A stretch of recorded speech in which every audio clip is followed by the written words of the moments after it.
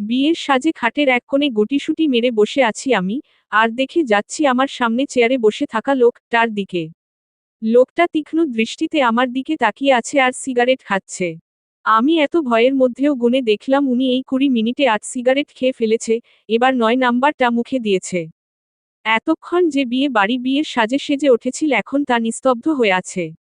খানিকক্ষণ আগেও দরজার বাইরে থেকে আমার মামি আওয়াজ শুনতে পারছিলাম, কিন্তু এখন আর পাচ্ছি না। বোধ হয় উনার লোকগুলো মামা আর মামিকে ভয় দেখিয়ে চুপ করিয়ে রেখেছেন। হ্যাঁ, লোকটাকে আমি চিনি, উনার নাম আহিয়ান চৌধুরী। দেশের একজন বড় বিজনেসম্যান কবির চৌধুরী ছোট ছেলে। কিন্তু আমি এটাই বুঝে উঠতে পারছি না উনি আমাকে এভাবে এখানে কেন আটকে রেখেছেন। কি চাইছেন উনি? উনাকে দেখে ভয়ে আমার মুখ থেকে কোনো কথাই আসছে না। কিছুক্ষণ আগে বিয়ের আসরে বসেছিলাম। আজ আমার বিয়ে, কিন্তু বিয়েটা আমার অমতে দেওয়া হচ্ছিল। তবুও ভাগ্যের এই পরিহাসকে মেনে নিয়েছিলাম, কারণ একটাই, আমি অনাথ দাঁড়ি। আর আমার মতো অনাথ মেয়েটা এতদিন আমার মামা মামি বড় করেছে, আর এখন এই বোঝাকে সরানোর জন্য তারা ব্যাকুল হয়ে উঠেছে। তাই তো আমার থেকে বয়সে 3 গুণ বড় একজন লোকের সাথে টাকার লোভে আমার বিয়ে ঠিক করেন। আমি না চেয়েও বিয়েতে রাজি হয়ে গেলাম। ভাগ্যের হাতে সবকিছু ছেড়ে দিলাম। কবুল বলতে যাব ঠিক তখন কতগুলো কালো রঙের গাড়ি এসে থামে। সবাই অবাক। আর অবাক হবার কথা, কারণ হলো আমাদের মতো বাড়িতে এত দামি গাড়ি এসে থামলো কেন? এর মানেই কিছু গন্ডগোল আছে। সবাই সমালোচনা করতে ব্যস্ত হয়ে গেল। গাড়ি থেকে কয়েকজন লোক নামলো, সকলের পোশাক এক। মনে হচ্ছে তারা গার্ড। তারা গাড়ির দরজা খুললে একটা লোক বের হন। তিনি হাঁটতে হাঁটতে আমার সামনে এসে দাঁড়ান। আমি রীতিমতো তাকে দেখে চোখ কপালে তুলে গেল, কারণ এটা আহিয়ান ছিলেন। উনি আমার অবাকের সীমা পার করে দিলেন যখন সবার সামনে আমার বাহু ধরে বিয়ের আসর থেকে নামিয়ে দিলেন। আমি অবাক হয়ে দেখছিলাম, বোঝার চেষ্টা করতে লাগলাম আমার ভাগ্য আমাকে নতুন কি দেখায়। এভাবে সকলের সামনে আমার বাহু ধরে নামানোতে আমার মামা এসে কাছে যেতে নিলে গার্ডরা আমার মামাকে আটকে দেন। সকলের সামনে আমাকে টেনে নিয়ে আসেন আমার ঘরে। আমার কোনো চিৎকার হয়তো উনার কানে পৌঁছায়নি, নয়তোবা উনি কানে তুলেননি। ঘরে এসে আমাকে বিছানায় ছুঁড়ে মেরে দরজা আটকে দিলেন। উনার এমন কাজে আমার ভয়ে আমার শরীর শিউরে উঠল। কি করতে যাচ্ছেন তিনি? ভয়ে আমি বিছানায় এক কোণে হাত পা গুটিয়ে বসে পড়লাম। কিন্তু উনি আমার ভাবনা ছেদ ঘটিয়ে উনি একটা চেয়ার টেনে বসে পড়লেন আমার সামনে। তারপর এক দৃষ্টিতে আমার দিকে তাকিয়ে পকেট থেকে একটা সিগারেট বের করে তাতে আগুন ধরিয়ে দিলেন।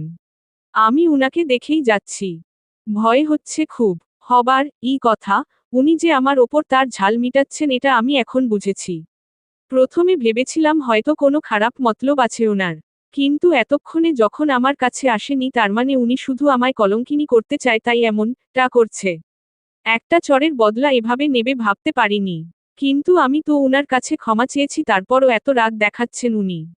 কিন্তু আমাকেও তো কম অপমান করেননি উনি। তাহলে এত কিসের অহংকার উনার? যা এত কিছুর মধ্যে নিজের পরিচয়টা দেওয়া হয়নি। এত কিছু বলে ফেললাম আর এটাই বলিনি।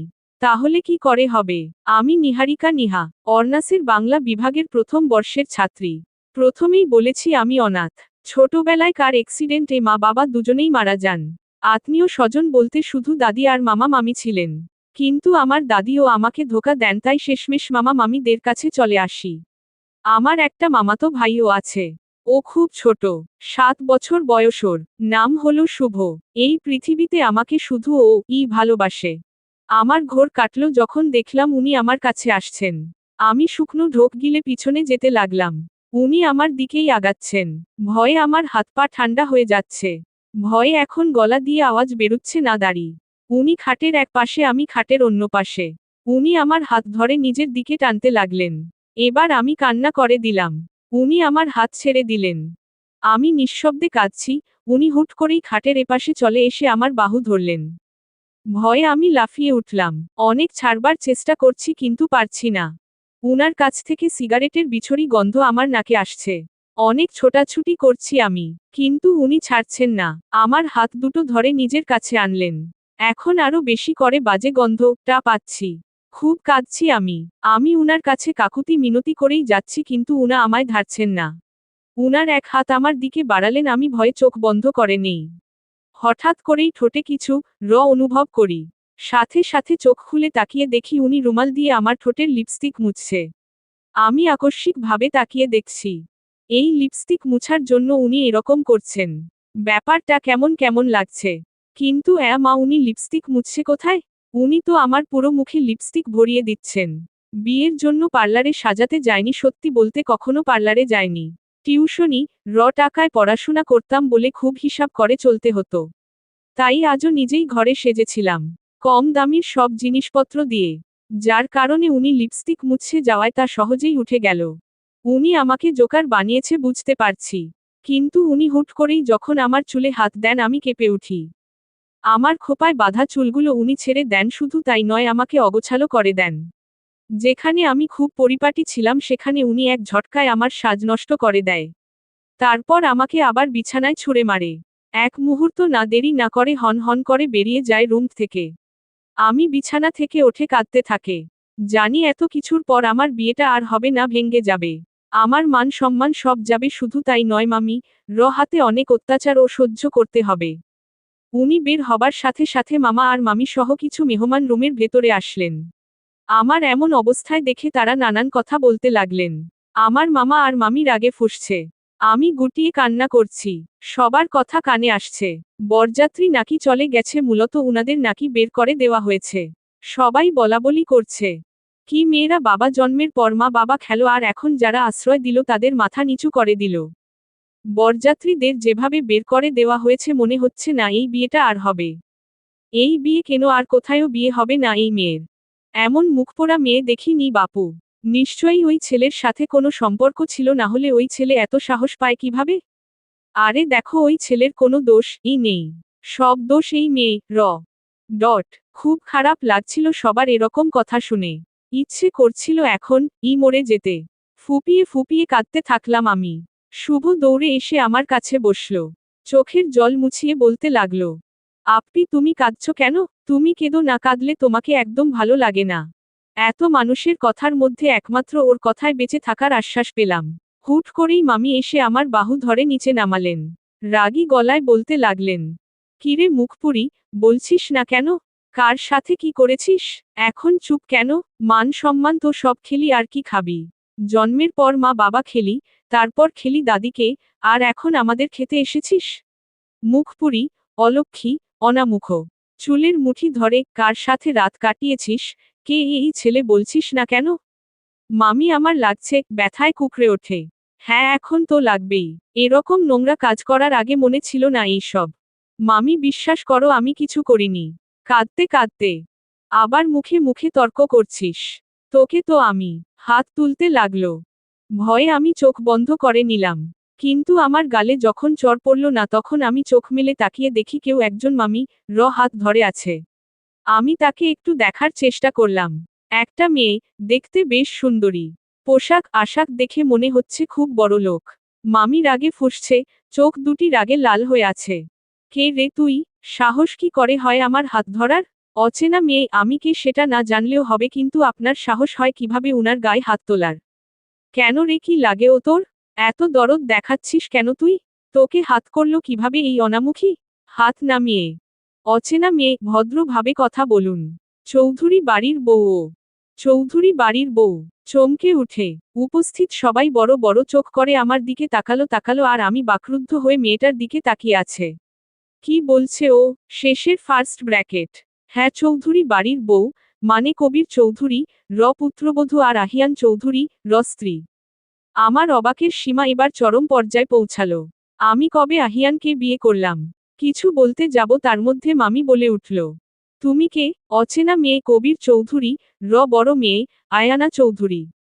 তার মানে এটা আহিয়ান, বড় বোন। হ্যাঁ, উনার একটা বড় বোন আছে শুনেছিলাম, কিন্তু উনাকে এমন পরিস্থিতিতে এভাবে দেখব ভাবিনি। তাই উনাকে বললাম, আপনি এইসব কি বলছেন? আমি কবে আহিয়ানকে বিয়ে করলাম? বিয়ে করনি তো করবে আজ? কে? মুচকি হেসে আমার দিকে তাকিয়ে ধোপাস করে বিছানায় বসে পড়লাম। কি হহ? হ্যাঁ। আমি অবাক হয়ে আয়ানা দিকে তাকিয়ে আছি। কি বলছে কি মেয়েটা? পাগল টাগল হয়ে গেল নাকি? আমার মতো একটা মেয়ে সাথে নিজের ভাইয়ের বিয়ে দিবে সে দাঁড়ি? কিছু মাথায় ঢুকছে না আমার। কিন্তু আর যাই হোক, আমি বিয়ে করছি নাট। যে ছেলেটার জন্য আজ আমায় এত অপমানিত হতে হলো তাকে বিয়ে করতে আমি কোনোমতে রাজি না। কিন্তু আমার মামা মামিকে দেখে মনে হচ্ছে তারা আকাশের চাঁদ হাতে পেয়েছে। এত বড় বাড়িতে আমার বিয়ে, কথা হবে সেটা তারা ভাবেনি। আমি নিজেই তো ভাবিনি। হঠাৎ করেই মামি পাল্টে গেল। তিনি বলে উঠলেন, আরে আরে তুমি দাঁড়িয়ে কেন? বসো বসো, বসে কথা বলি আমরা। মামা, হ্যাঁ হ্যাঁ মা বসো তুমি। তা বিয়েটা এখন হবে তো? আমরা কি সব জোগাড় করব? আসলে মা দেখতেই তো পারছো কত গরিব আমরা। তারপরও যতটুকু পারি দেখব। আর পারলাম না, এবার দাঁড়িয়ে বলতে লাগলাম কি শুরু করেছো তোমরা? আমি করব না এই বিয়ে। আর এই লোকটাকে তো কোনো মতে না। মামি, এই মেয়ে কি যা তা বলছিস? হাতের লক্ষ্মীকে এভাবে পায়ে ঢেলে দিছিস তুই? মামি তুমি বুঝতে পারছো না আয়ানা, আমি কি তোমার সাথে একটু কথা বলতে পারি? একা। অবাক হয়ে আয়ানা, দিকে তাকালাম। মামি, হ্যাঁ হ্যাঁ কেন নয়। তোমরা বল কথা, আমরা আসছি। যতক্ষণ সময় লাগে বলো। মামি আমার বাহু ধরে ফিসফিসিয়ে বলতে লাগলো। শেষের ফার্স্ট ব্র্যাকেট। বেশি কথা বলবি না, চুপচাপ হ্যাঁ বলবি বিয়েতে, আগেরটা ভেঙেছে এটা যেন না ভাঙ্গে বুঝলি। কিন্তু মামি, আচ্ছা আমরা আসছি তোমরা কথা বলো। বলেই সবাই বের হয়ে গেল, রুম থেকে বেরিয়ে গেল। আমি দাঁড়িয়ে আছি হঠাৎ করেই আয়ানা আমার ঘাড়ে হাত রেখে বিছানায় বসাল। আমি আয়ানা, দিকে তাকিয়ে আছে। মেয়েটার দেখতে অনেক সুন্দর, দুধ ফর্সা গায়ের রং, চুলগুলো অনেক সুন্দর করে স্টাইল করা। পরনেও খুব ভালো পোশাক। আয়ানা আমার দিকে মুচকি হেসে তার জিন্সের পকেট থেকে একটা রুমাল বের করে আমার ঠোঁটে থাকা লিপস্টিক মুছতে থাকে। আমি অবাক হয়ে তাকে দেখছি। শেষের ফার্স্ট ব্র্যাকেট। আমার ভাই কিন্তু অতটাও খারাপ না। জানি তোমার সাথে একটু আগে যা করেছে তাতে আমার কথাটা তুমি বিশ্বাস করবে না, এটা স্বাভাবিক, কিন্তু আর কি কিছু করার আছে? আমি তোমার ভালোর জন্যই বলছি, রাজি হও, বিশ্বাস করো ঠকবে না। আর না হলে এই সমাজ তোমাকে বেঁচে থাকতে দেবে না। এটার কারণও আমার ভাই, সেটা আমি জানি। তাই সবকিছু ঠিক করতে চাইছি। এখন তুমি আমাকে বলো তুমি কি চাও? আয়ানা, কথায় আমি অবাক হয়ে গেলাম।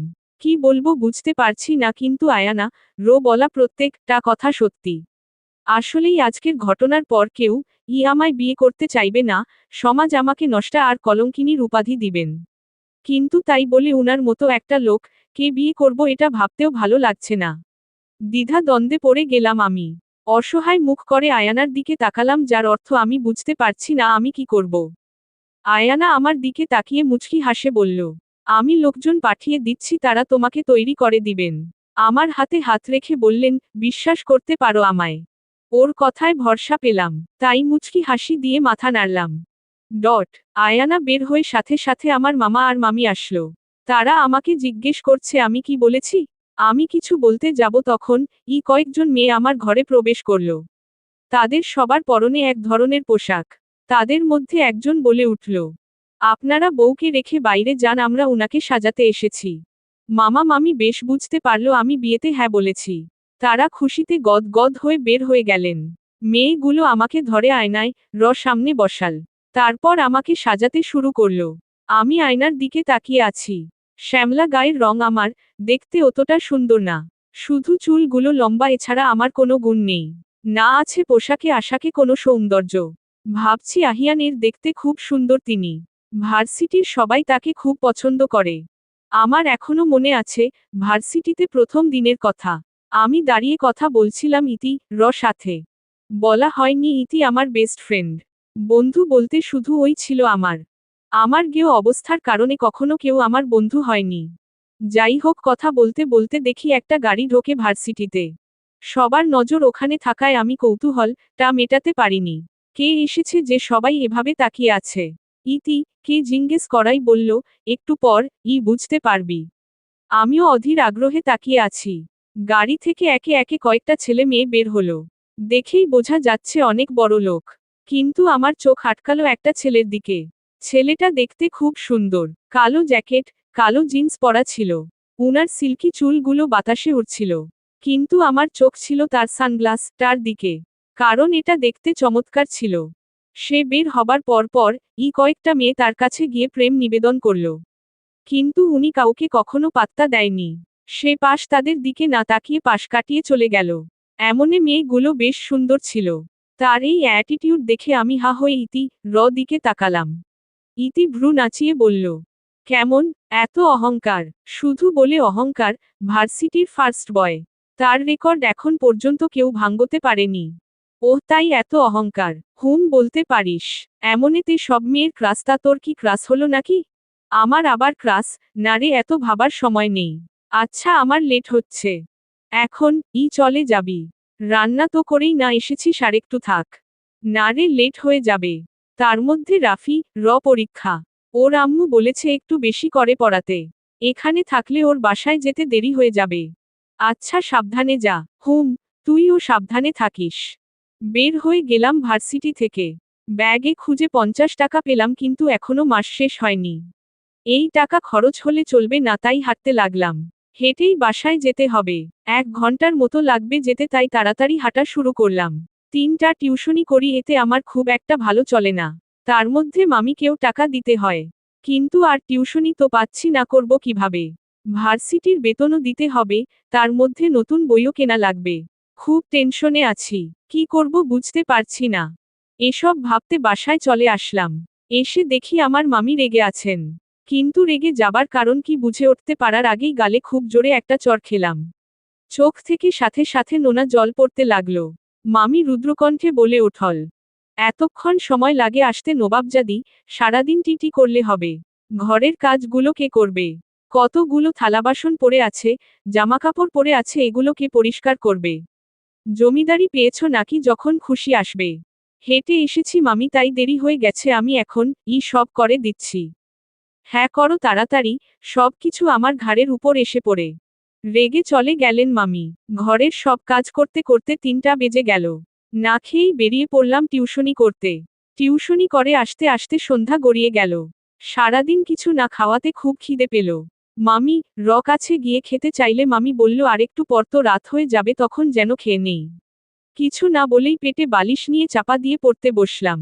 জানি এখন যা কিছু হোক না কেন মামি খেতে দেবে না। কিন্তু খিদের কারণে পড়তেও পারলাম না। তখন আমার সামনে একটা বিস্কুট রাখল শুভ। সে আস্তে আস্তে বলল, আপু এটা খেয়ে নাও, খিদে কমে যাবে। চোখের কোণে জল এসে গেল। আমার এই ছোট্ট ভাইও বুঝেছে আমার অনেক খিদে লেগেছে। ওকে কোলে নিয়ে বিস্কুটটাকে টুকরো করে ওকে একটা দিলাম। সে আদরে আমার গালে একটা চুমু খেল। অজান্তেই হেসে দিলাম। কানে যেন কারো কথা ভেসে আসল। ম্যাম সাজানো হয়ে গেছে। ভাবনা থেকে বেরিয়ে আসলাম। মনে পড়ল আমাকে সাজানো হচ্ছিল। আয়নাতে তাকালাম। নিজেকে দেখেই অবাক হয়ে গেলাম। বলতে হবে মেকআপের নিজস্ব জাদু আছে, তা না হলে আমার মতো খেয়েও ভূতকে কি বানিয়ে দিল। আয়নাতে নিজেকে দেখেই হেসে দিলাম। আয়ানা আবার আসল, এবার হাতে করে একটা প্যাকেট আনলো। আমি তাকে দেখে ওঠে তার কাছে গেলাম। সে আমার থিতুনিতে হাত রেখে বলল, বাহ বেশ লাগছে তো তোমাকে। এটা আমার না মেকআপের জাদু আপু। হেসে দিয়ে প্যাকেটটা আমার হাতে দিয়ে, আচ্ছা এই নাও। কি এটা? খুলে দেখো। প্যাকেট খুলে দেখলাম সবুজ রঙের চমৎকার একটা লেহেঙ্গা। অনেক সুন্দর কারুকাজ। আমি আয়ানা দিকে তাকালাম। পছন্দ হয়েছে। অনেক সুন্দর এটা, কেউ না পছন্দ করে কিভাবে থাকবে?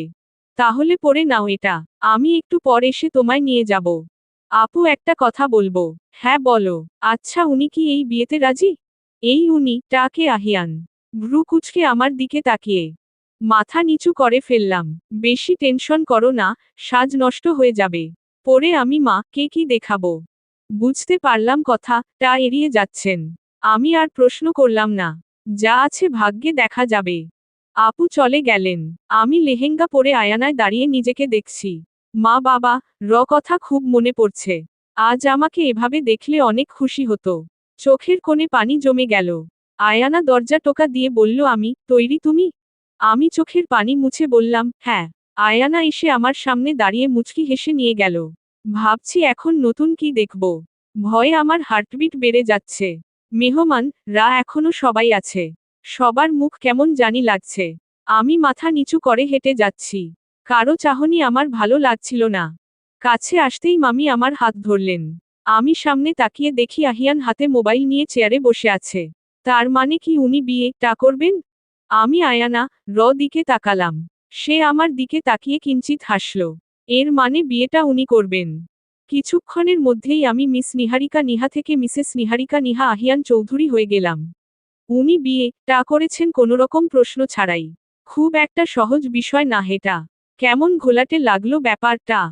এখন বিদায়ের সময়। মামা আর মামি অনেক কাঁদলেন, কিন্তু এটা কি সত্যি আমার প্রতি তাদের মায়া নাকি সবাইকে দেখানোর জন্য বুঝলাম না। আহিয়ান আমার পাশেই দাঁড়ানো, তার চোখ এখনো মোবাইলের দিকে। সেই কাবিনের সময়ও ফোনের দিকে তাকিয়েই কবুল বলেছেন তিনি। এখনো তাই। মামা মামি এই কান্নাতে আমার ওপর কোনো প্রভাব পড়ল না, কিন্তু যখন আমার সেই ছোট্ট কলিজার ভাইটা আমাকে জড়িয়ে ধরল, আমি আর পারলাম না, কেঁদে দিলাম। ওকে জড়িয়ে ধরেই কাঁদলাম, কারণ আমাকে বোঝার মতো একমাত্র ওই ছিল। শুভ আমার গলা জড়িয়ে বলল, আপু তুমি যেও না, তুমি চলে গেলে আমার সাথে কে খেলবে, আমাকে কে গল্প শোনাবে। আমি ওকে জড়িয়ে কাঁদছি, কিভাবে বলবো আমি ওকে এখানে আমি আর থাকতে পারবো না। ওর বাচ্চা মন আমি কিভাবে বোঝাবো। আমি ওর চোখ দুটো মুছিয়ে দিয়ে বললাম, আমি আবার আসবো, তুমি কেঁদো না। তবুও সে কাঁদতে থাকে। হঠাৎ আহিয়ান তাকে নিজের দিকে টানে দাঁড়ি পকেট থেকে চকলেট বের করে তার হাতে দিয়ে বলে, ছি তুমি না একটা ছেলে, ছেলেরা এভাবে কাঁদে। আমি কাল এসে তোমাকে নিয়ে যাব, ঠিক আছে। আহিয়ান কথায় শুভ থেমে গেল। সে চকলেটটা দেখিয়ে বলল, এটা আমার। হ্যাঁ তোমার। তুমি কাল আসবে সত্যি? হ্যাঁ আসবো, প্রমিস করো। হাতের কনিষ্ঠা আঙ্গুল দেখিয়ে শুভ আঙ্গুলে নিজের আঙ্গুল মিলিয়ে প্রমিস। শুভ গলা জড়িয়ে ধরল আহিয়ান।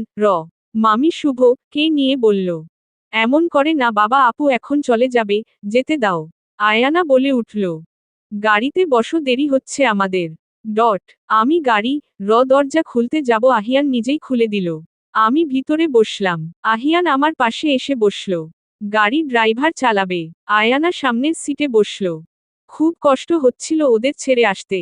গাড়িতে বসে নিঃশব্দে কাঁদতে লাগলাম। হঠাৎ আহিয়ান আমার সামনে রুমাল ধরল। আমি তার দিকে তাকালাম, উনি রুমাল আমার দিকে এগিয়ে দিলেন। বিস্ময়কর ব্যাপার হলো উনি আমার এখন পর্যন্ত কথা বলেননি। অবাক লাগলো খুব। গাড়ি এসে থামল চৌধুরী ম্যানশন এর সামনে। গাড়ি দরজা এসে গার্ড খুলে গেল। আমি বের হতেই ওই মেয়েগুলো এসে আমাকে আবার ঠিকঠাক করতে লাগলো। তারা আমার মুখের মেকআপ, ড্রেস সব ঠিক করে দিল। এবার আমি সামনে দাঁড়িয়ে চৌধুরী ম্যানশন দেখতে লাগলাম। সত্যি বাড়িটা প্রাসাদের চেয়ে কিছু কম না। এই বাড়িতে বিয়ে হয়েছে আমার। কেমন জানি বিশ্বাস হচ্ছিল না। বাড়ি দরজার সামনে দাঁড়িয়ে আছি আমি আর আহিয়ান। ভেতরে ঢুকতে দেয়নি তা না, আপু ভেতরে গেছে। হয়তো উনার মা বাবা এই বিয়ে ব্যাপারে কিছুই জানেন না। আমি আর চোখে আহিয়ানের দিকে তাকালাম। তার কোনো ভাবনা নেই, এখনো তার চোখ দুটি মোবাইলে দিকে। তখনও পুরো রাস্তায় তার চোখ এই ফোনের স্ক্রিন থেকে সরেনি। এখনো না, কিন্তু এখন তার কানে হেডফোনও আছে। তাকে দেখে বোঝা যাচ্ছে না আজকে তিনি কি করেছেন। আমার চোখ তার গালের দিকে গেল। সেই দিনের চরের কথা মনে পড়ল। আচ্ছা এই রসদ নিতেই কি তিনি আমাকে বিয়ে করেছেন? একটা দীর্ঘশ্বাস ফেললাম। চোখের সামনে ভেসে ওঠল সেই দিনের কথা। আমাদের ভার্সিটির পেছনে টায় খুব বড় একটা বাগান ছিল। কিন্তু কথা সেটা না, কথা হলো সেই বাগানে অনেক কাঠ বাদামের গাছ ছিল। আমার লোভ ছিল সেই কাঠ বাদামের। সেদিন ইতি আসেনি ভার্সিটিতে। তাই আমি ছুটি পর চলে আসলাম সেই বাগানে। বাগানটা সত্যি অনেক বড় ছিল, কিন্তু খুব স্নিগ্ধ পরিবেশ ছিল। আমি বাগানের ভিতরে প্রবেশ করলাম। কাঠ বাদামের গাছের নিচে অনেক কাঠ বাদাম ছিল, আমি সব কুড়িয়ে নিতে লাগলাম। যখন দাদি সাথে গ্রামে ছিলাম তখন এমন বাগান আমাদেরও ছিল। আমি সারাদিন ঘুরে বেড়াতাম, গাছে চড়তাম। ভাবতে লাগলাম দাদি সাথে কাটানো সেই মুহূর্তগুলো। দাদি খুব ভালোবাসতেন আমায়, মা বাবাও খুব ভালোবাসতেন আমায়। যারা আমাকে ভালোবাসে তারাই ছেড়ে চলে যায় আমাকে ছেড়ে। এসব ভেবে একটা দীর্ঘশ্বাস ফেললাম। মনটা হুট করেই খারাপ হয়ে গেল। হঠাৎ কেউ পেছনে থেকে আমার কোমর ধরে তার কাছে টানল। ভয়ে আমার শরীর শিউরে উঠল। আমি সাথে সাথে সামনে ঘুরলাম। আর যাকে দেখলাম তাকে দেখে আমার চোখ কপালে তুলে গেল। হঠাৎ কেউ পেছনে থেকে আমার কোমর ধরে তার কাছে টানল। ভয়ে আমার শরীর শিউরে উঠল। আমি সাথে সাথে সামনে ঘুরলাম। আর যাকে দেখলাম তাকে দেখে আমার চোখ কপালে তুলে গেল। কারণ এটা আহিয়ান ছিল। আমি তার খুব কাছে ছিলাম। তার চোখে একটা সানগ্লাস ছিল। তার সামনের চুলগুলো কপালে ঢেকছে। আমি তাকিয়ে আছি ওর দিকে, কিন্তু উনি তাকিয়ে আছে কিনা বুঝতে পারছি না। আমার বোধ হলো ওর হাত আমার কোমরে।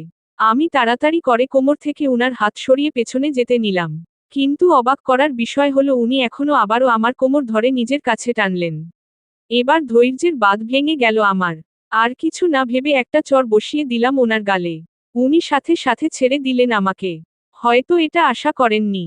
উনি চোখের সানগ্লাসটা খুলে রাগী চোখে আমার দিকে তাকালেন। আমি ভয় পেয়ে গেলাম, তবুও কিছুটা সাহস জগিয়ে বললাম, কি হচ্ছেটা কি? আপনি এভাবে আমাকে ধরছেন কেন? দেখুন আমি কিন্তু চিৎকার করব। একদম আমার কাছে আসবেন না। একদমই বলে ফেললাম। শেষের ফার্স্ট ব্র্যাকেট ডট। এবার উনার দিকে তাকালাম। উনি একদৃষ্টিতে আমার দিকে তাকিয়ে আছেন। হঠাৎ উনি হাত উঠালেন, আমি ভাবলাম হয়তো আমাকে মারবেন। আমি কিছু বলতে যাবে তার আগে উনি আমার গাল ধরে পিছনে ঘোরালেন। পিছনে ঘুরে আমার চক্ষু ছানাবড়া। কারণ একটা সাপেই দিক যাচ্ছে। হয়তো আমি ওখানে থাকলে কামড় দিত আমাকে। সাপটাকে দেখে অনেকটা ভয় পেয়ে গেলাম দাঁড়ি। সাথে সাথে উনার কাছে গিয়ে উনার শার্টটা আঁকড়ে ধরলাম। কিছুক্ষণ তাকিয়ে ছিলাম দুজনে দুজনের দিকে। হুট করেই উনি আমার হাত শার্ট থেকে ছাড়িয়ে নিয়ে পেছনে ঢেলে দিলেন। আমি তাড়াহুড়ো করে আগে পেছনে তাকিয়ে সাপ খুঁজতে লাগলাম। না, সাপটা আর নেই। একটা হাফ ছেড়ে আবার পিছনে ঘুরলাম উনাকে সরি বলবো বলে। কিন্তু অবাক করার বিষয় হলো সেখানে উনি নেই। এত তাড়াতাড়ি চলে গেলেন এখান থেকে। খানিকটা ভয় পেয়ে গেলাম। আসলেই উনি ছিলেন নাকি ভূত? ভূতের কথা ভাবতেই আমার হাত পা কাঁপতে লাগলো। আমি এক দৌড়ে সেখান থেকে পালিয়ে গেলাম। দৌড়াতে দৌড়াতে অনেকটা পথ চলে এসেছি। পেছনে ঘুরে বাগানটাকে দেখতে লাগলাম। হঠাৎ করেই কারো সাথে ধাক্কা খেয়ে ধোপাস করে পড়ে গেলাম। যার সাথে ধাক্কা খেলাম সে আমার দিকে ফিরল। এমা, এত দেখি আহিয়ান! আমি চেঁচিয়ে বলে উঠলাম। ভূত? কি? এত দেখি কথাট বলছে, তার মানে এটা ভূত না? না, কিছু না। আমি পড়ে যাওয়াতে আহিয়ান আমার দিকে ভ্রু কুঁচকে তাকিয়ে হাত বাড়ালো। আমি হাত ধরতে যাব তখন সে হাত সরিয়ে ফেলল। বেশ অবাক হলাম। এটা কি হলো? সে আশপাশ তাকাচ্ছে। বোঝার চেষ্টা করলাম সে কি করছে। দূরে পড়ে থাকা একটা গাছের ডাল তুলে এনে আমার দিকে ধরল। আমি বড় বড় চোখ করে উনার দিকে তাকিয়ে রইলাম। সে ধমকের সুরে বলল, ধরো এটা। উনার ধমক খেয়ে তাড়াতাড়ি করে গাছের ডাল ধরলাম। সেটা ধরেই টেনে তুললেন আমাকে। আমি অবাক হয়ে প্রশ্ন ছুড়লাম উনার দিকে, আপনি এটা দিয়ে আমাকে তুললেন কেন? আর চর খাবার শখ নেই আমার, রেগে বললেন কথাটা। সরি, আসলে আমি বুঝতে পারিনি। এই সময় বাগানে কি করেছিলে? বাদাম তুলছিলা। মনে পড়ল বাদামের কথা। আশপাশ তাকালাম। কুড়িয়ে নেওয়া বাদামগুলো উড়ানায় রেখেছিলাম, সে সব নিচে পড়ে গেল। আমি সেগুলো তুলতে লাগলাম। হঠাৎ করেই উনি অবাক হয়ে আমাকে বলতে লাগলেন, এগুলো কেন তুলছো? তুলতে তুলতে খাবো বলে। এগুলো খাওয়া যায়? হ্যাঁ, কেন কখনো খাননি আপনি? না, গম্ভীর হয়ে। খাবেন? না। যাই হোক, আমাকে চড় মারার দাম তোমাকে দিতে হবে। বলেই চলে গেলেন তিনি। আমি অবাক হয়ে উনার যাবার পানে তাকিয়ে রইলাম। এটা কেমন হলো? এই তো ভালো মতো কথা বলছিল, এই আবার কি হলো? তখনও যেমন উনাকে বুঝতে পারিনি, আজও পারছি না। একটা দীর্ঘশ্বাস ফেলে দরজার দিকে তাকিয়ে আছি। কিন্তু কেউ আসছে না। আমি বুঝে ফেললাম আমার মতো মেয়েকে তারা বউ হিসেবে মনে নেয়নি দাঁড়ি। এটা আমার আশা করাই ছিল, তাই আর বেশি দুঃখ পেলাম না। নিচে দিকে তাকিয়ে রইলাম দাঁড়ি। কারো পায়ের আওয়াজ শুনে সামনে তাকালাম। দেখি আয়ানা হাসি মুখে আসছে, তার পিছু পিছু আরো কতজন মেয়ে। কিন্তু আয়ানা সামনে একজন ভদ্রমহিলা আসছেন। তার সাথে বরণডালা। দেখে মনে হচ্ছে ইনি আহিয়ানের মা। উনার মুখেও কিঞ্চিত হাসি, কিন্তু সেটা কি আমাকে দেখানোর জন্য? আহিয়ানের মা সামনে আসলেন। আহিয়ান এখনো ফোনের মধ্যে মুখ গুজে আছে। আহিয়ান, মা এসে আহিয়ানের হাত থেকে ফোনটা কেড়ে নিলেন। আহিয়ান রেগে সামনে তাকাতেই দেখে মা। সে ইনোসেন্ট ফেস করে। মা আহিয়ানকে টেনে আমার পাশে দাঁড় করাই। তারপর বলে ওঠে, চুপচাপ দাঁড়াও, বরণ করতে দাও আমায়। আহিয়ান কিছু বলে না। ভালো ছেলের মতো দাঁড়িয়ে থাকে। এখন উনাকে দেখে আমার মনে হচ্ছে উনার মতো ভদ্র ছেলে আর একটাও নেই। মা হেসে আমাকে আর আহিয়ানকে বরণ করে নিলেন। তারপর আমার হাত ধরে ভিতরে নিয়ে যেতে লাগলেন। ভেতরে এসে আমি তাকিয়ে আছি। বাড়িটা বাইরে থেকে যতটা না সুন্দর, ভেতর থেকে আরো সুন্দর দেখতে। প্রত্যেকটা জিনিস খুব সাজানো গোছানো। আমি তাকিয়ে দেখছি। মা আমাকে নিয়ে সোফায় বসালেন। আহিয়ান সিঁড়িতে উঠতে উঠতে বললেন, মা আমার খুব ঘুম পাচ্ছে, আমি ঘুমাতে গেলাম। খাবি না কিছু? আমি খেয়েছি, গুড নাইট। বলেই চলে গেলেন তিনি। আমি চুপচাপ বসে আছি। আয়ানা আমার পাশে সোফার ওপরে বসল। মাথিতুনিতে হাত দিয়ে আমাকে দেখছেন। তারপর মুচকি হাসি দিয়ে আয়ানা দিকে তাকিয়ে বললেন, মাশাআল্লাহ, বলতে হবে তোদের পছন্দ আছে।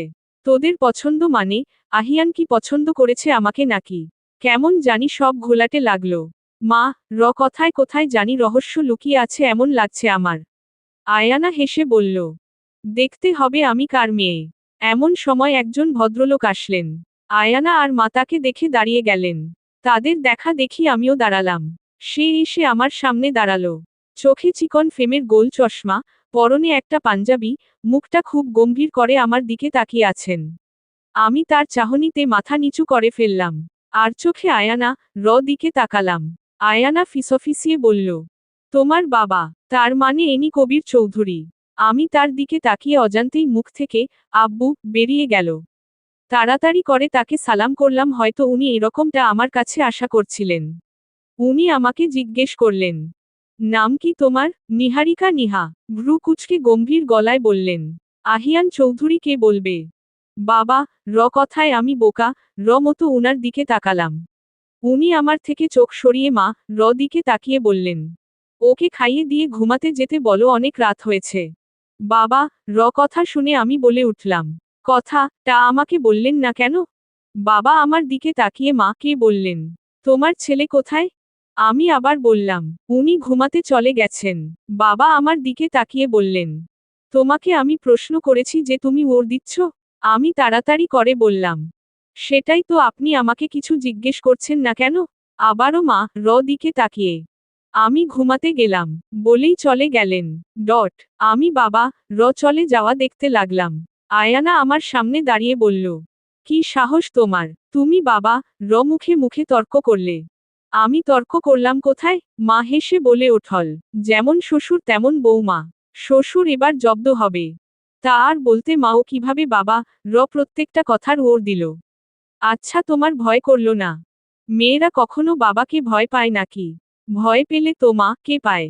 কেন, তুমি আমাকে ভয় পাও? ভ্রু কুচকে আমার দিকে তাকিয়ে, না মানে, আমি তো কথার কথা বললাম মা। মাথা নিচু করে, ঠিক আছে মা বলায় ছেড়ে দিলাম। আয়ানা খাবারের ব্যবস্থা করো, অনেক রাত হয়েছে। আচ্ছা মা। আসলেই অনেক রাত হয়েছে, প্রায় রাতের 1টা বাজে দাঁড়ি। আমি সোফায় বসে আছি। মা আমার পাশে বসে আমার সাথে বিভিন্ন ধরনের কথা বলছেন। আমার ছোটবেলার কথা, মা বাবা কথা সব জিজ্ঞেস করলেন। আমি নিজেকে অনাথ বলেই পরিচয় দিলাম দাঁড়ি। মা আমার মাথায় হাত রেখে বললেন, আর কোনো নিজেকে অনাথ বলবে না বুঝলে, আমি আছি না তোমার মা। মা কথাটা শুনে আমার চোখের কোণে জল চলে এলো। বিয়ের প্রথম রাতে নিজের শাশুড়ি এমন আচরণ আমি আশা করিনি। বলতে হবে তারা অনেক ভালো। আমাকে অনেক ভালোভাবেই মেনে নিয়েছে তারা, যা আমার পক্ষে মেনে নেওয়া কষ্টসাধ্য ছিল। স্বপ্নের মতো লাগছিল সবকিছু। একটু পর আয়ানা আসল। তার সাথে একটা মেয়ে আসল, তার হাতে খাবার ছিল। মেয়েটা এসে খাবারগুলো আমার সামনে রাখল। এত ভারী পোশাক পরে কিভাবে খাবো ভাবছি। ক্ষুধাও লেগেছে অনেক, সেই সকালে একটু খাবার জুটেছিল কপালে। হঠাৎ দেখি মা আমার মুখের সামনে খাবার তুলেছে। আমি মা দিকে তাকালাম। মা চোখ দিয়ে ইশারা করলেন খেয়ে নিতে। আমি হেসে খেতে লাগলাম। ভালো লাগছিল খুব, আজ এত বছর পর মা আমাকে খাইয়ে দিচ্ছে। আমি মা দিকে তাকিয়ে আমার মা কথা মনে করতে লাগলাম। তেমন একটা মনে নেই, কারণ তখন আমি খুব ছোট ছিলাম। মা সাথে কাটানো শুধু কিছু মুহূর্ত ছাড়া আর কিছু মনে নেই আমার। খাওয়ার পর আয়ানা আমাকে নিয়ে রুমে আসলেন। দরজার বাইরে থেকে চলে গেল সে। দরজা খোলা ছিল। আমি তাও একবার দরজায় কড়া নাড়লাম। আহিয়ান ভিতর থেকে বলল, আসো। উনা আওয়াজ পেয়ে আমি ভেতরে ঢুকলাম। ব্যাপার খুব মজার ছিল। নর্মালি ছেলেরা অনুমতি নেয়, কিন্তু আমার পক্ষে তার ব্যতিক্রম ঘটল। অনুমতি আমি নিলাম। ঘরে ঢুকে দেখলাম স্যার বিছানায় শুয়ে বই পড়ছেন। ঘরটা খুব সুন্দর ছিল, গোছানো, পরিপাটি। বিছানার ওপরে একটা বড় ছবি দেখা যাচ্ছিল। ছবিটায় মুখ ভালো মতো দেখা না গেলেও আমি হলফ করে বলতে পারি ছবিটা উনার। আমি গুটি গুটি পায়ে তার কাছে গেলাম। উনি আমাকে দেখে বইটা রাখলেন। তারপর আমার দিকে তাকিয়ে বললেন, এখানে বিছানা আছে, ওখানে সোফা আছে। ঘর থেকে বের হয়ে সামনে 10 পা হেঁটে বামে মোড় নিয়ে আরো 10 পা হেঁটে ডানে মোড় নিলে গেস্ট রুম দেখবে।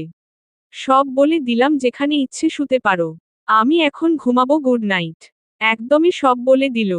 আমি হা করে তাকিয়ে আছি। কিছু জিজ্ঞেস করব তার আগেই উনি উনার মতো সব বলে দিল, এটা কোনো কথা? আর বলার পর চাদর টেনে শুয়ে পড়ল। আমি আহাম্মক মতো তাকিয়ে আছি। কি আর করার, জানি এখন কিছু বললেও উনি আমার কথা দাম দিবে না। কারণ উনার ঘাড়ে কয়েকটা রগ বেকা, সেটা আমি ভালো বুঝতে পেরেছি। হঠাৎ করেই কেউ আবার দরজা নক করল। আমি গিয়ে দেখি একটা সার্ভেন্ট হাতে আমার ব্যাগ নিয়ে দাঁড়িয়ে আছে। এক এক সময় এক এক সার্ভেন্টদের দেখছি। সে আমাকে বলল, আয়ানা ম্যাম বলল এটা আপনাকে দিতে। আচ্ছা দাও আমাকে। ব্যাগটা দিয়ে সে চলে গেল। আমি দরজা লক করে ব্যাগ নিয়ে সোফায় বসলাম। ব্যাগ থেকে একটা 3 পিস বের করে ওয়াশরুমে গেলাম ফ্রেশ হতে। একটা লম্বা শাওয়ার নিয়ে বের হলাম। চুলগুলো অবস্থা মারাত্মক। তারা সাজানোর সময় কত না মেডিসিন দিল আমার চুলে। পুরো চুলের সর্বনাশ করে ছাড়ল। কোনোমতে চুলগুলো আছড়ে নিলাম। এখন ভাবছি কোথায় শোব দাঁড়ি। সোফায় আমার পক্ষে শোয়া সম্ভব না। অভ্যাস নেই, শেষে পড়ে গিয়ে কোমর ভেঙে লাভ নেই।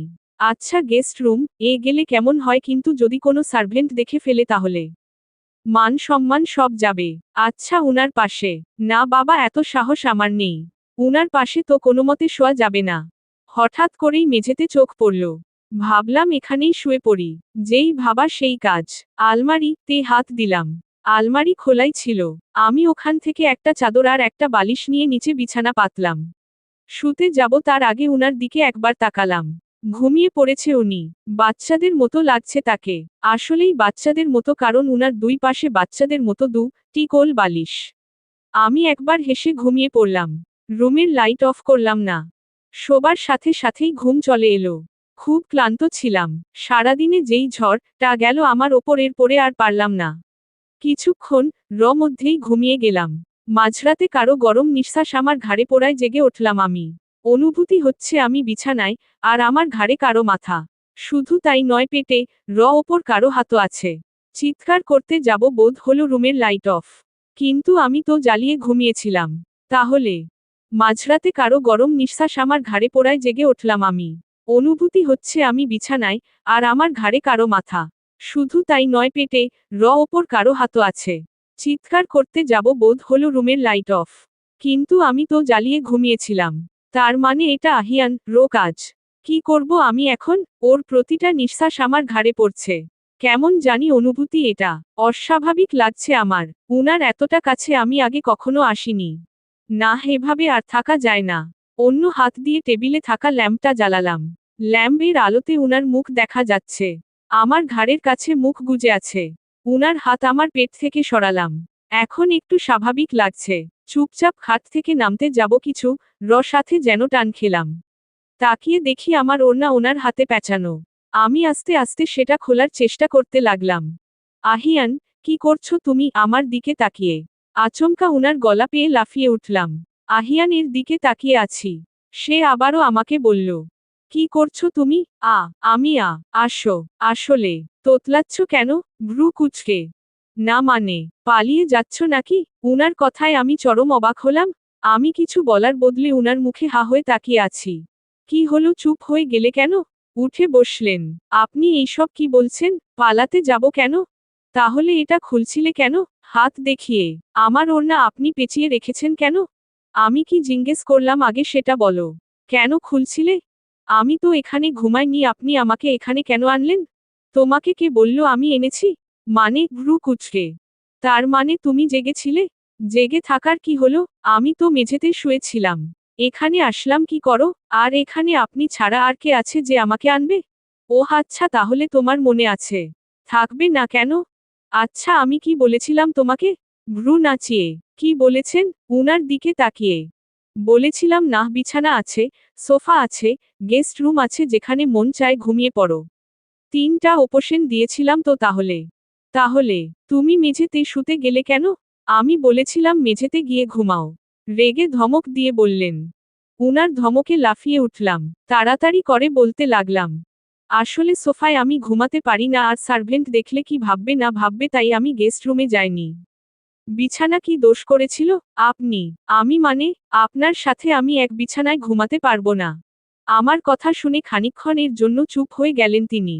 তারপর হুট করেই পাশে থাকা কোলবালিশ মাঝখানে রেখে বলল, ঠিক আছে, কালকে আরেকটা বেড ব্যবস্থা করে দেব। তুমি আজকের মতো এখানে ঘুমিয়ে পড়ো। বলেই ওপাশ হয়ে ঘুমিয়ে পড়লেন। ওনার হাতে ওড়না বাঁধা থাকায় আমি গিয়ে বিছানায় পড়লাম। উনি আমার দিকে ফিরে বললেন, তোমার জ্বালায় 3 দিন ধরে ঘুমাতে পারিনি। ঘুমিয়ে পড়ো তো, ঠান্ডা গলায় বললেন। আমার জ্বালায় মানে? আমি উনাকে কবে জ্বালালাম যার কারণে উনি 3 দিন ঘুমাতে পারিনি? জিজ্ঞেস করতে গিয়েও করলাম না। এতদিন ঘুমাননি, এখন একটু ঘুমাক। তবুও একটা কথা না বলে পারলাম না দাঁড়ি। তাই আমি উনার দিকে তাকিয়ে বলে উঠলাম, ওড়নাটা এবার খুলুন। না, হেটা আমার হাতে বাঁধা থাক। বলেই বালিশে মাথা গুজে নিলেন তিনি। আমিও বাধ্য মেয়ের মতো শুয়ে পড়লাম। খাটের এপাশে আমি আর ওপাশে তিনি। মাঝখানে কোলবালিশ। আচ্ছা, এই কোলবালিশটা আগে রাখলে কি হতো? তাহলে আর এত কথা বলা লাগতো না। হঠাৎ উনি বলে উঠলেন, নিহা, কোলবালিশটা ঘুমের চোখে সরিয়ে ফেলেছিলাম। সরি, বুঝতে পারিনি। ঘুমের মধ্যে তোমাকে ছুঁয়ে থাকলে সরি। আবারও বালিশে মুখ গুজে নিলেন তিনি। আমি অবাক হয়ে গেলাম, কারণ এই প্রথম আহিয়ান আমাকে নাম ধরে ডাকল। হ্যাঁ, আমি ঠিক শুনেছি, উনি আমাকে নাম ধরে ডেকেছে। এই পর্যন্ত উনি আমাকে শুধু এই মেয়ে বলেই ডেকেছেন। তার চেয়ে বড় কথা, উনি আমাকে সরি বললেন। আমার চোখের ঘুম হারাম হয়ে গেল। একদিনে এত দূর। সেদিন রাস্তায় কতই না ঝগড়া করেছিলাম আমাকে এই মেয়ে বলে ডাকায় দাঁড়ি। যেখানে সেখানে আমাকে এই মেয়ে বলো ডাকত উনি। শুধু কি তাই, উনার বন্ধুরা তো আমাকে দেখলেই হাসাহাসি করত। আচ্ছা, এখন কি হবে? এখন তো আমি উনার বউ, এখনো কি আমাকে দেখলেই এরকম হাসাহাসি করবে? ভাবতে লাগলাম আমি। ভাবতে ভাবতে একসময় ঘুমিয়ে পড়লাম। কখন যে ঘুমিয়ে পড়লাম বুঝতে পারলাম না। ঘুম ভাঙ্গল আয়ানা, ডাকে। আমি ঘুম চোখে আয়ানা, মুখ থেকে লাফ দিয়ে উঠলাম। ঘড়ির দিকে তাকিয়ে চোখ কপালে। কারণ প্রায় 8টা বাজতে চলল। আমি তো নিয়মিত 5টার আগে ঘুম থেকে উঠি না, আর আজ 8টা। কি ভাববে এখন ওরা? মা কি বলবে? আয়ানা আমার মুখের দিকে তাকিয়ে বলে উঠল, কি হলো? সরি, আসলে খুব লেট হয়ে গেছে। আরে পাগল মেয়ে, এতে ভয় পাওয়ার কি আছে? লেট হতেই পারে। মা কি ভাববে বলো? কিছু ভাববে না, আমি আরো আগেই আসতাম। মা বলল কাল রাতে অনেক লেট করে ঘুমিয়েছ তুমি, তাই আরেকটু পরে ডাকি তোমাকে। আয়ানা, কথায় আমার ভয় কিছুটা হলেও কমল। পাশে হাত দিয়ে দেখি উনি নেই। আমি আয়ানা, দিকে তাকালাম। আয়ানা মুচকি হেসে বলল, ভাই নিচে আছে, খাওয়াকার রস্যই কার কক হসন্ত সন আগেই জগিং করে ফিরেছে। তুমি বরং ফ্রেশ হয়ে নাও। আমি তোমার জন্য এটা এনেছি। প্যাকেট হাতে দিয়ে। কি এটা? প্যাকেটটা নিয়ে। শাড়ি আছে এতে, এটা পরে নাও। ঘরের বউ কি শাড়ি তেই মানায়, আমার মা বলেন। এছাড়া তোমাকে কেউ জোর করবে না। কিন্তু আজ মা, কিছু বান্ধবী আসবে। ছেলে, বউকে দেখাবে বলে সকালে সবাইকে ফোন করেছে দাঁড়ি। তাদের সামনে তো আর শাড়ি ছাড়া যাওয়া যাবে না। তাই। ঠিক আছে, আমি পরে নেব। পারবে পরতে? হ্যাঁ, পারি আমি। ঠিক আছে, হেল্প লাগলে বলো, আমি সার্ভেন্টকে পাঠিয়ে দেব। তাড়াতাড়ি ফ্রেশ হয়ে নিচে আসো। ঠিক আছে দাঁড়ি। আয়ানা চলে গেল। আমি প্যাকেট থেকে শাড়িটা বের করলাম। দেখতে বেশ লাল রঙের একটা শাড়ি, তবে কি কাপড় বুঝতে পারছি না। তবে কারুকাজটা চমৎকার। গোল্ডেন রঙের স্টোন বসানো তাতে। আমি আর না ভেবে উঠে পড়লাম। শাওয়ার নিয়ে এসে রুমে আসলাম। উনি এখনো আসেনি। আমি দরজা লক করে আয়নার সামনে দাঁড়িয়ে শাড়ি পরতে লাগলাম। পোশাক মানুষের সৌন্দর্য বৃদ্ধি করে, কথাটা আসলে সত্যি। আমি সুন্দর না হলে কি হবে শাড়ি, তার জন্য সেটা বোঝা যাচ্ছে না। আয়নাতে দাঁড়িয়ে নিজেকে দেখছি দাঁড়ি। এরকম শাড়ি পরার ভাগ্য কখনো হবে ভাবতে পারিনি। শাড়ি দাম অনেক দেখেই বোঝা যাচ্ছে। চিরুনি দিয়ে চুল আঁচড়ে নিলাম। মাঝ বরাবর একটা সিথি করলাম। এখানে তো আর কিছু নেই যে সাজবো, আর এমনেতেও সাজতেন আমার ভালো লাগে না। মা, কথা খুব মনে পড়ছে। শেষবার বাবাকে একটা শাড়ি কিনে দেওয়ার জন্য আবদার করেছিলাম। বাবা নাকি শাড়ি এনেছিল, তার লাশের পাশে রক্তাক্ত একটা প্যাকেট পাওয়া গিয়েছিল। বিছানায় ধোপাস করে বসে কেঁদে উঠলাম। খুব কষ্ট হচ্ছিল, দাঁড়ি দম বন্ধ হয়ে আসছিল। হুট করেই দরজা নক করার চেষ্টা আওয়াজ পেলাম। মনে হয় আহিয়ান এসেছে। চোখের পানি মুছে নিলাম। আয়নায় দাঁড়িয়ে আবার নিজেকে দেখে নিলাম। তারপর গিয়ে দরজা খুললাম। হ্যাঁ, আহিয়ান এসেছে। সে আমার দিকে না তাকিয়ে রুমের মধ্যে ঢুকে গেল। আমি উনার পিছনে দাঁড়ানো। উনি হাতের ঘড়ি খুলতে খুলতে বলল, মা ডাকছে তোমায়। ড্রেসিং টেবিলে এই ঘড়িটা রেখে আয়নায় আমার দিকে তাকিয়ে, আচ্ছা আমি যাচ্ছি। যেতে লাগলাম। এই দাঁড়াও। আমার দিকে ফিরে। আহিয়ানের দিকে ফিরলাম। দেখি উনি আমার দিকে আগাচ্ছে। আমি তাকিয়ে আছি উনার দিকে। উনি আমার কাছে এসে বললেন, কাঁদছিলে তুমি? উনার কথায় থতমত খেয়ে গেলাম। উনি কিভাবে বুঝলেন আমি কাঁদছিলাম? তাও আমি মাথা নাড়িয়ে না করলাম। মিথ্যে বলছো কেন? না, আমি সত্যি কাঁদিনি। তাহলে চোখ ফুলে আছে কেন তোমার? সেটা আপনার কারণে? কোমরে হাত দিয়ে। মানে? আপনি আমাকে কেন ডাকলেন না বলুন তো? বেশি ঘুমিয়ে ফেললাম আমি, তাই চোখ এখন গোল আলু র মতো ফুলে গেছে। সত্যি বলছো? সন্দেহ চোখে তাকিয়ে। মিথ্যে বলতে যাব কেন? তাও আপনাকে। গেলাম আমি। আহিয়ানকে আর কথা বলার সুযোগ না দিয়ে তাড়াতাড়ি করে বেরিয়ে গেলাম। কি ছেলেরে বাবা, এত খেয়াল করে কিভাবে? যেভাবে বলল আমায়, যেন কত দিন ধরে চিনে আমাকে। উনার সাথে থাকবো কি করে? আল্লাহ বাঁচাও আমাকে। বীর বীর করতে করতে সিঁড়ি থেকে নামলাম। মা, বাবা, আয়ানা সবাই খাবার টেবিলে। হয়তো আমাদের জন্য অপেক্ষা করছে। আমাকে সিঁড়ি থেকে নামতে দেখে মা আর আয়ানা আমার দিকে তাকিয়ে মুচকি হাসলেন। বাবাও আর চোখে তাকালেন। আমি সবাইকে দেখে সুপ্রভাত বললাম। মা আর আয়ানাও বলল গুড মর্নিং। কিন্তু বাবা কিছু বলল না। আমি ইচ্ছে করে বাবা কাছে গিয়ে বললাম, সুপ্রভাত বাবা। বাবা আমার দিকে তাকিয়ে গম্ভীর হয়ে বললেন, সুপ্রভাত। আমি উনাকে বললাম, আচ্ছা বাবা, আপনি হাসেন না। আমার কথায় আয়ানা আর মা অবাক হলেন। বাবা আমার দিকে তাকিয়ে বললেন, কি বললে? না কিছু না। আচ্ছা আমি খাবার সার্ভ করে দিই? বাবা চুপ হয়ে গেলেন। কিছু বললেন না। আমি মার দিকে তাকালাম, উনি আমাকে চোখের ইশারায় হ্যাঁ বললেন। আমি মুচকি হেসে বাবাকে খাবার দিলাম। উনি কিছু বললেন না। মা আর আয়ানা এইসব দেখে মুখ টিপে হাসছে। আমি সবাইকে খাবার দিয়ে দাঁড়িয়ে রইলাম। আয়ানা আমাকে দেখে বলল, নিহা বসো। বসবো আপু, তুমি খেতে শুরু করো। আয়ানা বুঝতে পারল আমি আহিয়ানের জন্য দাঁড়িয়ে আছি। তাই সে আমার দিকে তাকিয়ে মুচকি হাসে বলল, আচ্ছা। আমি দাঁড়িয়ে আছি। বাবা আর আয়ানা অফিসের নানান কথা বলছে। আয়ানা বাবা সাথে অফিসের কাজে সাহায্য করেন। আপনি তো আহিয়ানের বড়। একটু খারাপ লাগলো, কারণ বড় বোনের বিয়ে না হয়েই ছোট ভাই বিয়ে করে ফেলল। কিন্তু আজব ব্যাপার হলো, এটা নিয়ে কেউ কিছু বলল না। কতটা বুঝতে পারে তারা একজন আরেকজনকে? খানিকক্ষণ বাদেই আহিয়ান আসল। একটা নীল টি শার্ট আর জিন্স পরা। উনি এসে চেয়ারে বসলেন। আয়ানা এবার আমার দিকে তাকিয়ে বলল, বসো এবার। আমি প্রথমে আহিয়ানকে খাবার বেড়ে দিলাম। তারপর এসে আপু পাশে বসে পড়লাম। আহিয়ানের চেয়ার থেকে কিছুটা দূরে। সবাই একসাথে খাবার খাচ্ছে, ভালো লাগছে দেখে। আজ এরকম একটা পরিবার আমারও থাকতো। বাবা খেতে খেতে আহিয়ানকে বলল, রিসেপশনে অনুষ্ঠানের ব্যবস্থা করে দিতে বলেছি আমি। কিছুক্ষণ মধ্যেই তারা এসে পড়বে। আহিয়ান খাবার রেখে বাবা দিকে তাকিয়ে বলল, না বাবা, রিসেপশনে অনুষ্ঠান হবে না। কেন? আমি চাইছি না এই সপ্তাহে। তুমি বিয়েটা করলে এভাবে, তাই বলে কি রিসেপশনে অনুষ্ঠানটা করবে না? একটু রেগে গিয়ে আমার খাবার খাওয়া বন্ধ হয়ে গেল। সবাই তাকিয়ে উনাদের কথা বার্তা শুনতে লাগলাম। বাবা, আমি বলছি না হবে না, কিন্তু এখন না, কিছুদিন পর হোক।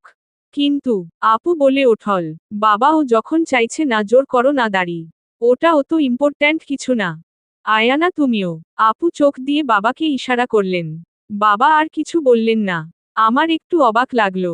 কেন জানি মনে হলো এই বিয়েটা উনি লুকাতে চাইছেন। রুমে বসে ঘরটা দেখতে লাগলাম। পুরো ঘরটা এখনো দেখিনি আমি। আমি হাঁটতে হাঁটতে বেকনিতে গিয়ে পৌঁছালাম। বেকনিতে একটা ছোট ফুলের বাগান। জুই, অপরাজিত, বেলি, রজনীগন্ধা আর তুষারমতি ফুল আছে এখানে। অবাক লাগলো, ছেলে হয়েও এরকম একটা বাগান করেছেন তিনি। একটা দোলনা আছে, এছাড়া দুটো বিন ব্যাগও আছে।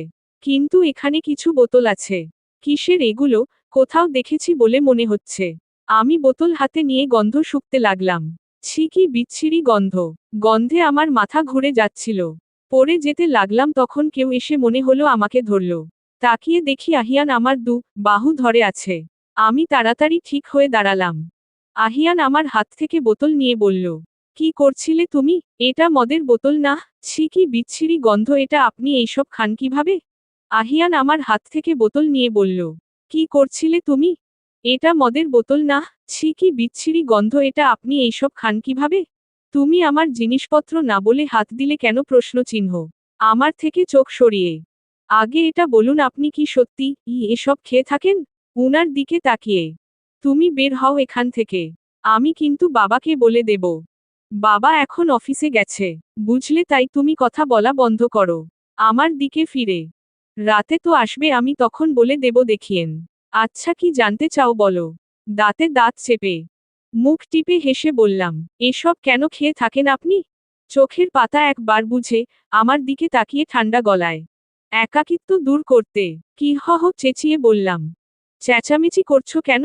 বেলকনি থেকে বেরিয়ে রুমে গিয়ে আপনার একাকিত্ব বোধ হয়।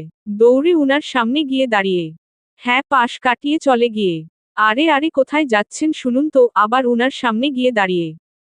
কি হলো, যা জানতে চেয়েছো তা তো বলে দিলাম তাহলে। আপনার কি সত্যি একাকিত্ব বোধ হয়? কেন? ভ্রু কুঁচকে, আমি কি মানুষ না নাকি? এত সুন্দর পরিবার থাকতে আপনার একাকিত্ব কেন বোধ হয়? আমার কথায় উনি থতমত খেয়ে গেলেন।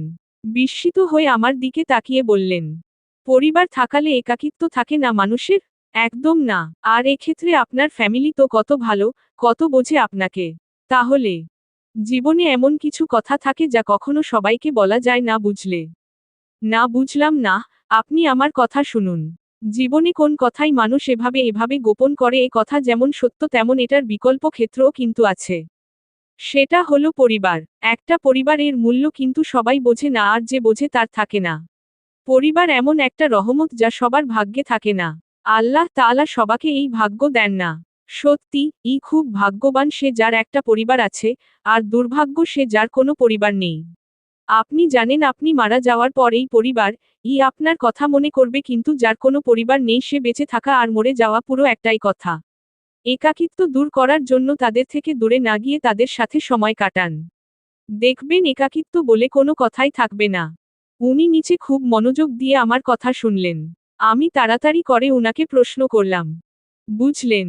আমার দিকে তাকিয়ে ঠান্ডা গলায় বললেন, তোমার বোঝানোর ক্ষমতা আসলে ভালো না, বুঝলে আরো প্র্যাকটিস করতে হবে তোমায়, বুঝলে? বলেই আমার পাশ দিয়ে চলে যেতে লাগলেন। আমি আহাম্মক মতো উনার দিকে তাকিয়ে আছি। উনি আমাকে পুরো বেকুব বানালেন। আমি উনার দিকে তাকিয়ে বড় বড় চোখ করে বলতে লাগলাম, আপনার জায়গা একটা মুরগির থাকলে এতক্ষণ আমি তাকে বুঝিয়ে মানুষ করে ফেলতাম, আপনি জানেন। আমার দিকে ফিরে, মানুষ গাধাকে পিটিয়ে মানুষ করতে পারে না, আর তুমি কিনা মুরগি কে মানুষ করতে? বাহ! হ্যাঁ তো, সত্যি তো বললাম।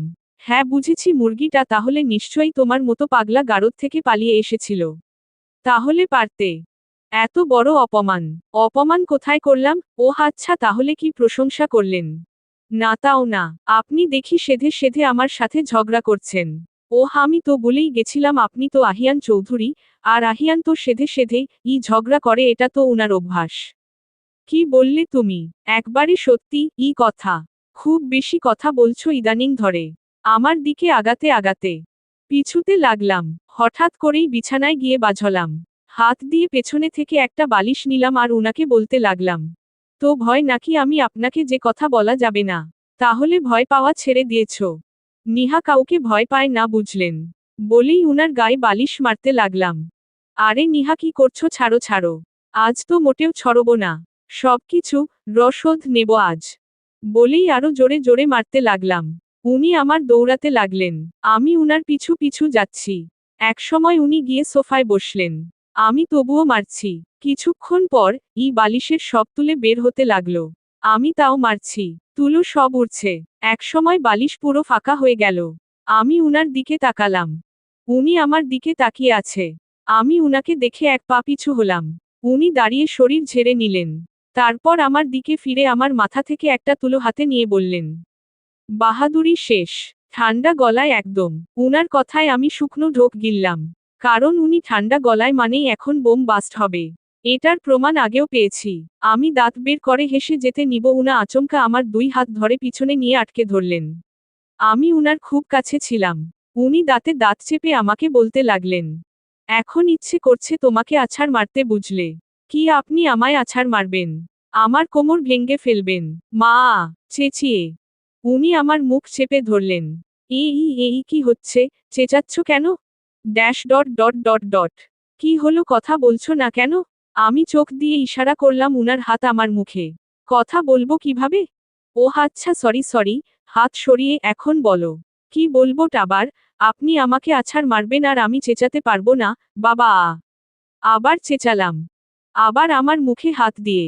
কি করছো আবার কেন চেঁচাও কেন? উমম উমম। আচ্ছা আচ্ছা, হাত সরিয়ে বলো। মা, বাবা। আরে আরে তুমি তো দেখছি কথা, শুনছো না, মুখে আবারও হাত দিয়ে। উমম উমম। আচ্ছা তুমি কি চাও বলো তো? আমি আগের মতো তোমাকে কথায় কথায় পানিশমেন্ট দেই। ভালো লাগবে তোমার? আচ্ছা তোমার না লাগলেও বলতে পারো, আমার কিন্তু বেশ লাগবে। ভ্রু নাচিয়ে করুণভাবে তাকিয়ে মাথা নাড়লাম, যার অর্থ না। ঠিক আছে দাঁড়ি। মুখের থেকে হাত সরিয়ে আমাকে একটা ধাক্কা দিয়ে চলে গেল। আমি দাঁড়িয়ে সারা ঘর দেখছি। আসলেই অবস্থা অনেক খারাপ। উনি যেতে গিয়ে আবারও বেক নিয়ে বললেন, সার্ভেন্ট পাঠিয়ে দিচ্ছি, ও পরিষ্কার করবে, তোমার কিছু করা লাগবে না। আমি উনার দিকে তাকানোর আগেই সে চলে গেল। আমি হাঁটতে হাঁটতে গিয়ে বেকনিতে দাঁড়ালাম। এখান থেকে আকাশটা খুব সুন্দর দেখায়। আজ আকাশটা খুব পরিষ্কার। এই আকাশটাও না অদ্ভুত। কখনো সাদা থাকে তো কখনো নীল। সচরাচর দিনের বেলায় নীল দেখা যায়, আর মাঝে মাঝে দু বর্ণ ধারণ করে দাঁড়ি। আর সন্ধ্যা অত আছে লাল বর্ণ।